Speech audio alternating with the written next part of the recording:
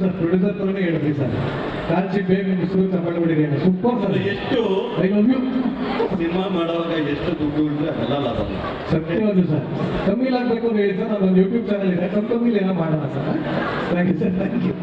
S, ಸಿನಿಮಾದ executive producer ಸ್ವಲ್ಪ ಜೋರಾಗಿ ಚಪ್ಪಲಿ ಬಿಡಿ, ಯಾಕೆ ನನ್ನ ಪೇಮೆಂಟ್ ಅವರೇ ಮಾಡಬೇಕು.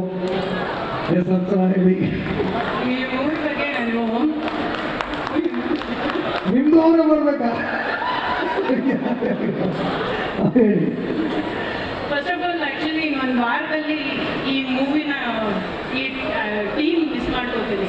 ನನ್ನ ದಿನ ಶುರುವಾಗ್ತಿದ್ದು ಈ ಟೀಮಿಂದ, ನನ್ನ ದಿನ ಎಂಡ್ ಆಗ್ತಿದ್ದು ಈ ಟೀಮಿಂದಲೇ. ಸೊ ಪ್ರತಿ ದಿನ ಏನಿಲ್ಲ ಅಂದರೂ ಒಂದು ಅಯೋಗ್ಯ ಟೀಮಿಂದ ಒಂದು 40-30 ಕಾಲ್ ಅಂತೂ ಇರ್ತಿತ್ತು. ಸೊ ಇವಾಗ ಅದನ್ನೆಲ್ಲ ಇನ್ನೊಂದು ವಾರದಲ್ಲಿ ಗೋಣ ಮಿಸ್ ದ್ಯಾಟ್. ಆ್ಯಂಡ್ ಈ ಆಪರ್ಚುನಿಟಿ ಮೂರನೇದು ಕಥೆ ಡೈಲಿ ಅದೇ ರೊಟೀನ್ ಆಗುತ್ತಲ್ಲ ಅಯೋಗ್ಯ 3. ಸೊ ಇವಾಗ ಪ್ರಾಮಿಸ್ ಮಾಡ್ತಿದ್ದಾರೆ ಮೂರನೇದು ನಮ್ಮ ಮನೆ ಸರಿ ಪ್ರೊಡ್ಯೂಸ್ ಮಾಡ್ತಾರೆ ಅಂತ.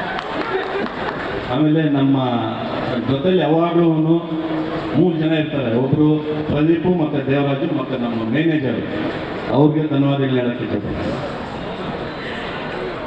ನನಗೆ ಇದು ಆಪರ್ಚುನಿಟಿ ಕೊಟ್ಟಿದ್ದು ಮುನೇಗೌಡರು ಸರು, ರಚಿತಾ ಮೇಡಮು ಮತ್ತು ಸತೀಶ್ ಸರು, ಎಲ್ಲರಿಗೂ ಥ್ಯಾಂಕ್ ಯು. ಒಂದು ಒಳ್ಳೆ ಎಕ್ಸ್ಪೀರಿಯನ್ಸ್ ಕೊಟ್ಟಿದ್ದೀರಾ.